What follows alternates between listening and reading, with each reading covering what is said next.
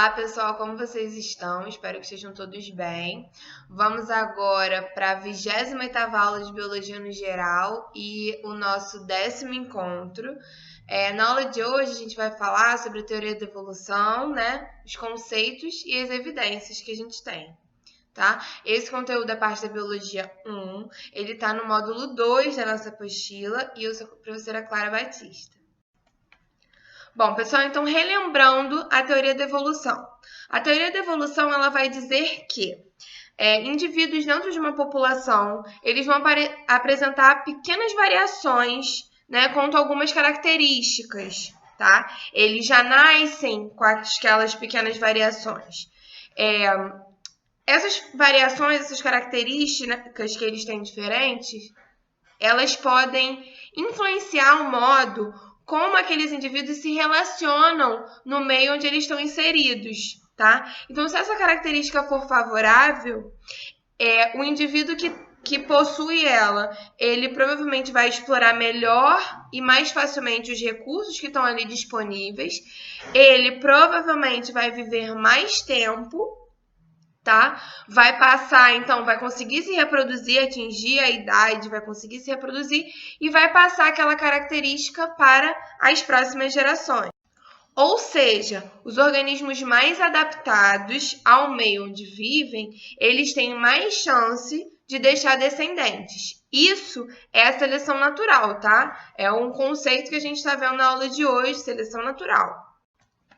Bom, então a seleção natural, ela vai depender do meio, tá? E ela só atua nas variações já existentes, galera, isso é muito importante, tá? Então, os indivíduos, eles já vão nascer com aquelas características, aquelas pequenas variações, tá? Dentro de uma população a gente vai ter várias, beleza? E o meio que vai selecionar, né, o indivíduo mais adaptado. Os indivíduos, eles não se adaptam para explorar melhor o meio. Eles não se modificam para explorar melhor o meio, beleza? Bom, pessoal, a gente pode classificar a seleção natural em 4 tipos, beleza? O primeiro deles é a seleção estabilizadora. O que é a seleção estabilizadora? Quando ela acontece? Ela vai acontecer em ambientes estáveis, ou seja, ambientes que não sofrem mudanças, né, frequentes o tempo todo, ambientes que não sofreram nenhuma catástrofe, por exemplo, recente. Então, ambientes que estão estáveis ali, que estão equilibrados. Esses ambientes estáveis, eles vão selecionar características médias dentro de uma população, tá?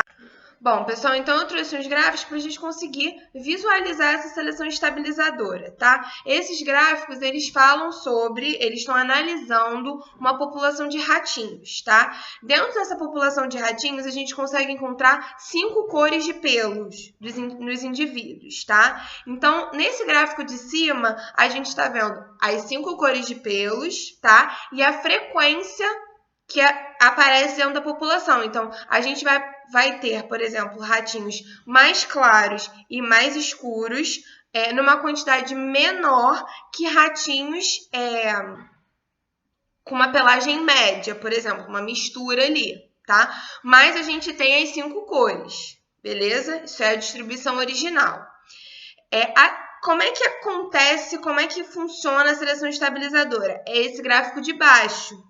O que vai acontecer? O ambiente estável, ele não vai favorecer os ratinhos de pelagem mais clara e mais escura. Ele vai favorecer aqueles ratinhos de pelagem média. Então, os ratinhos de pelagem mais clara e mais escura vão acabar desaparecendo e a gente vai ter uma tendência ao aumento da população de ratinhos de pelagem média.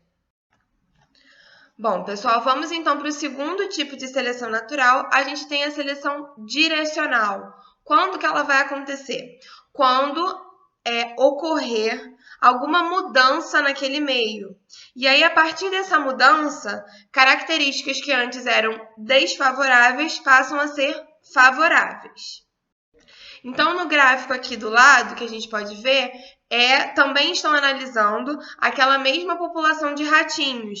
Então, dentro da população de ratinhos, a gente tem 5 cores de pelos, sendo os mais claros e mais escuros, né? A gente encontra indivíduos dentro dessa população com essa cor de pelos, mas os indivíduos ali de uma coloração média, a gente encontra mais. Isso é a distribuição original que a gente pode ver no gráfico de cima. A seleção direcional a gente pode ver no gráfico de baixo. Então, a gente tem ali a distribuição original da população original, onde a pelagem média, né, vai ser a mais favorável, né? E aí, depois de alguma mudança aconteceu naquele meio, o meio ele vai passar a selecionar indivíduos que estão numa pelagem mais escura, desfavorecendo indivíduos que têm uma pelagem mais clara. Então, os indivíduos com a pelagem mais clara vão acabar desaparecendo e a gente vai ter uma tendência de aumento de indivíduos ali de uma coloração mais escura. Bom, pessoal, o terceiro tipo, então, de seleção natural, a gente vai ter a seleção disruptiva. A seleção disruptiva, ela favorece indivíduos com características extremas. E os indivíduos médios, eles vão levar desvantagem. Bom, mais uma vez, olhando os gráficos, dentro daquela mesma população de ratinhos, tá? A distribuição original, vocês já sabem, a gente vai ter 5 cores de pelo, sendo os ratinhos de pelagem mais clara e mais escura em menor quantidade, de pelagem média em maior quantidade, essa é a distribuição original. Na seleção disruptiva, o que vai acontecer? Os ratinhos de pelagem mais clara e mais escura, eles vão ser favorecidos, e aí a quantidade deles vai aumentar muito. E os ratinhos de pelagem média ali, eles vão ser desfavorecidos, então a quantidade deles vai acabar diminuindo. Finalmente, o quarto tipo de seleção natural, a gente vai ter a seleção sexual, que vai acontecer quando indivíduos dentro de uma população, eles vão preferir acasalar com parceiros portadores de uma determinada característica.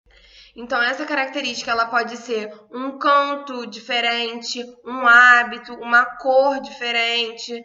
E aí, o parceiro vai ser escolhido de acordo com essa característica. Então, ele vai chamar a atenção, todas as fêmeas ou todos os machos vão querer acasalar por causa dessa característica e ele vai ter mais chance de passar essa característica para os seus descendentes, né, para as próximas gerações. Bom, vamos então para mais um conceito. Dentro da teoria da evolução, a gente tem a especiação. A especiação nada mais é do que a formação de novas espécies. Só para a gente dar uma relembrada, porque foi um conceito que a gente viu lá na primeira aula. Então, o que é a espécie? Espécie, ela vai ser um conjunto de organismos semelhantes em sua fisiologia e bioquímica, eles vão se reproduzir de forma natural, de modo natural, e vão gerar descendentes férteis, tá? Isso é muito importante. Para a gente ter a formação de novas espécies, a gente vai precisar dessa listinha que está destacada no slide. A gente vai precisar de impedimento da troca de genes, então dentro de uma população, por algum fator, alguma mudança, a gente não vai ter a circulação dos genes nessa população toda. A gente vai precisar de mutação e seleção natural, que dependendo do meio onde aquele grupo tá, vai ser diferente, e a gente vai precisar também de isolamento reprodutivo.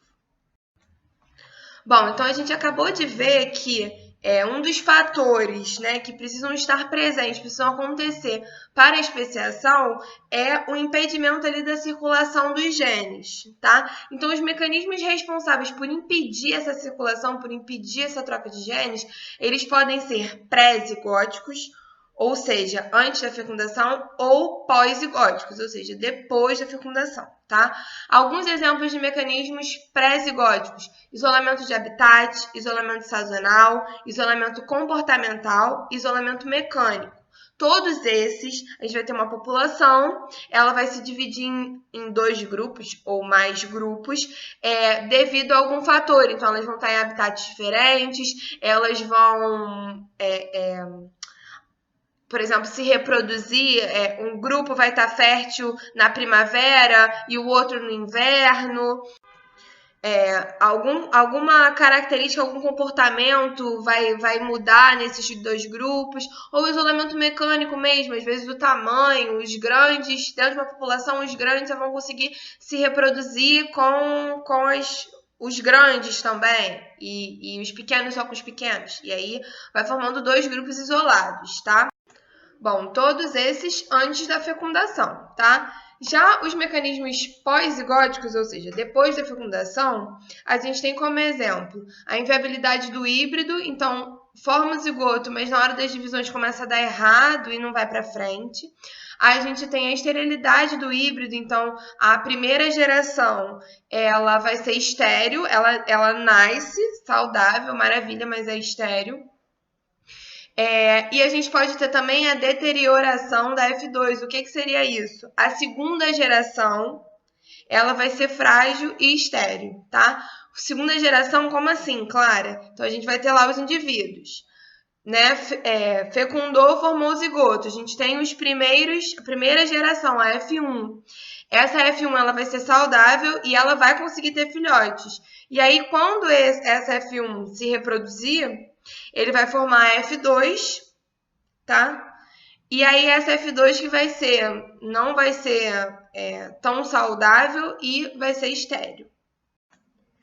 Bom, pessoal, então para a gente finalizar a primeira parte da aula de hoje, a gente vai entrar agora na classificação da especiação, tá?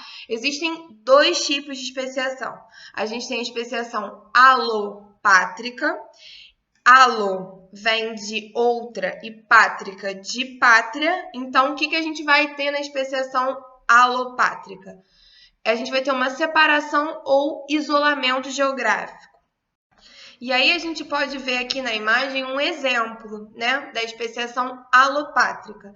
Então, a gente tem um grupo, né, uma população, tá? Tudo junto. Dentro dessa população, a gente pode observar pequenas variações nos indivíduos, tá? Por algum motivo, vamos dizer que foi um rio, apareceu ali no meio daquele ambiente, aquela população foi dividida em 2 grupos, tá? Então, eles foram isolados, houve uma separação geográfica, tá? Isolamento geográfico. Um grupo não consegue mais se reproduzir com o outro, tá? Esses grupos que estão separados, eles podem sofrer pressões ambientais diferentes, podem aparecer mutações diferentes nos 2 grupos, tá? Como a gente pode ver ali, um grupo começou a ficar verdinho, começou a aparecer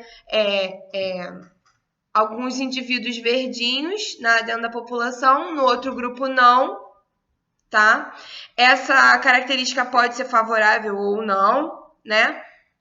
Essas características que mudam, e eles vão ser selecionados por aquele meio, seleção natural, pelo meio onde eles se encontram, e aí chega num momento, né, que por mais que aquele isolamento ele acabe, o isolamento geográfico acabe, eles não conseguem mais se reproduzir, eles já viraram 2 espécies diferentes, beleza? Bom, o outro tipo de especiação vai ser a especiação simpátrica, tá? O sim vem de mesma e pátrica, como a gente já viu, pátria. Então, eles vão estar na mesma pátria, ou seja, não vai ter separação ou isolamento geográfico. Bom, então como isso pode acontecer? A gente tem, por exemplo, uma população de moscas, tá? Uma população de mosquinhas. O hábito dessa população eles se reproduzem e colocam seus ovos em maçãs vermelhas. Então, eles precisam, vai ser uma época do ano onde a macieira esteja com maçãs e esteja com maçãs vermelhas, tá? Vão lá, vão se reproduzir, vão colocar os seus ovos. A população toda, de geração em geração, tá? Por algum motivo, dentro daquela população, um grupo começa a se reproduzir e colocar ovos nas peras, em peras, tá? Então, eles precisam de árvores que estejam com peras maduras. Vamos dizer assim, vai ser uma época do ano específica. As moscas que se reproduzem nas maçãs, elas vão acabar só se reproduzindo nas que se reproduzem com maçãs, né, em cima das maçãs. Já as moscas que se reproduzem em cima de peras, elas vão acabar só se reproduzindo com moscas que se reproduzem em cima de pera. E assim vai, de geração em geração, em geração em geração, em geração em geração. Vai chegar um momento que elas, nem se elas quiserem, elas vão conseguir se reproduzir entre si. As que se reproduzem em cima das massas vermelhas e as que se reproduzem nas peras, né? Peras maduras. E aí a gente vai ter duas espécies diferentes, beleza?